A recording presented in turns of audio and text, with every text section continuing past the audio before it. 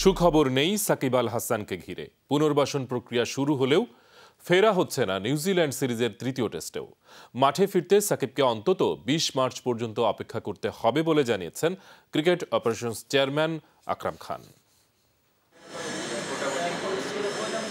সোমবার যখন বিসিবি থেকে বের হচ্ছিলেন সাকিব আল হাসান, ততক্ষণে জেনে গেছেন ফেরা হচ্ছে না নিউজিল্যান্ড সফরে। গেল এক সপ্তাহে তার পুনর্বাসন প্রক্রিয়ায় যারা আশায় ছিলেন অন্তত শেষ টেস্টে দেখা যাবে অধিনায়ককে, সেই আশায় ঘুরে বালি।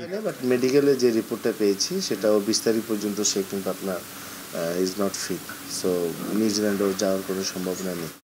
সাকিবকে নিয়ে কোনো ঝুঁকি না নেওয়ার কারণ বিশ্বকাপ, যে বিশ্বকাপের চূড়ান্ত ১৫ সদস্যের দল ঘোষণা হবে ২৩ এপ্রিলের আগে। ২২ মে পর্যন্ত সেই দলে পরিবর্তন করা যাবে, আর ইনজুরি হলে কোনো টাইম ফ্রেম নেই। আর ২০-২২ জনের স্কোয়াড নিয়ে বিশ্বকাপের মাঠের প্রস্তুতি শুরু ২২ এপ্রিল থেকে। এরপর ১ মে আয়ারল্যান্ড সফর। ১৮ থেকে ২৩ মে লেস্টারে ক্যাম্প শেষে শুরু হবে বিশ্বকাপের মাঠের লড়াই।